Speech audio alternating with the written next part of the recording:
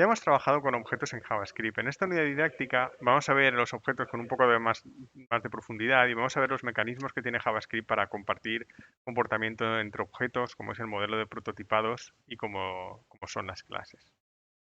En este primer vídeo lo que quería hablar es de creación, cómo se crea un objeto y qué es un objeto y cómo se crea un objeto.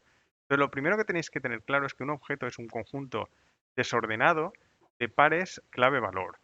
Y esto de desordenado es muy importante. ¿Qué quiere decir esto de conjunto desordenado de claves, de pares clave-valor? Quiere decir que vamos a tener en un objeto, ya esto ya lo hemos utilizado, vamos a tener pares donde voy a tener una clave y esa clave va a tener un valor. Y voy a tener un conjunto de ellos. Los valores pueden ser cualquier cosa, pueden ser tanto cadenas como números, como funciones. Yo puedo tener aquí una función con o sin parámetros que haga cualquier cosa. Y lo importante es que son desordenados. Existe un orden definido en la especificación de cómo se enumeran las propiedades, pero a todos los efectos, siempre cuando estemos trabajando, consideremos los objetos como eh, consideremos que estos pares no tienen un orden. Es decir, que este otro objeto sería exactamente igual al primero. Este de aquí, si le pongo la coma, admite coma al final. Este primer objeto y este segundo serían, serían objetos diferentes, pero que tendrían el mismo contenido. Si yo ahora o sea, a la hora de crearlos, serían referencias diferentes, pero serían objetos equivalentes con el mismo contenido. Y hablando de referencias, otra cosa importante que hay que tener en cuenta es que los objetos son un tipo referencial. ¿Qué es un tipo referencial? Un tipo referencial quiere decir que cuando yo tengo O, lo que tengo en O es una referencia a un sitio de la memoria donde tengo el contenido de este objeto. Aquí es donde estarán los pares de clave-valor. Y que cuando yo asigno un objeto, si esto lo asigno a O3, por ejemplo, lo que estoy asignando es la referencia. Estoy haciendo que O3 apunte al mismo sitio. Es decir, si yo cambio las propiedades de O3 después de una asignación, estoy cambiando esto de aquí. Si yo las consulto en O, estaré tocando lo mismo. Esto es lo que es un tipo de referencial. Esto es diferente de las cadenas, por ejemplo. Si O fuese una cadena y a O2 le asigno O, lo que tengo aquí es una copia de la cadena. Si modifico esta cadena de aquí, no voy a modificar la otra. En cuanto a la creación de objetos, hay varias formas de crear objetos. La más utilizada de lejos es el literal de objetos. El literal de objetos es esto que hemos utilizado aquí. Abrimos unas llaves, las cerramos y en medio vamos poniendo los pares clave-valor. En literales de objetos hay una cosa importante aquí que tenéis que tener en cuenta y es que podemos utilizar propiedades calculadas. ¿Qué quiere decir esto? Que el nombre de la propiedad no tiene por qué no tiene por qué estar fijo como está aquí. Yo puedo aquí utilizar una expresión. Es decir, puedo utilizar, por ejemplo, un prefijo, vamos a poner prefijo más clave 1. Fijaos que esto de aquí, prefijo, estoy haciendo aquí una suma, igual que una suma, una resta, multiplicación, llamo una función, podría hacer cualquier cosa. Yo tengo aquí prefijo, vamos a poner propiedad, esto de aquí. Cuando yo construya un objeto, lo que va a hacer es calcular lo que dé aquí y lo va a asignar, lo va a poner como la clave de esa propiedad. Entonces, si ahora lo vemos, ejecutamos esto. Fijaos que ya la ha creado con propiedad clave 1.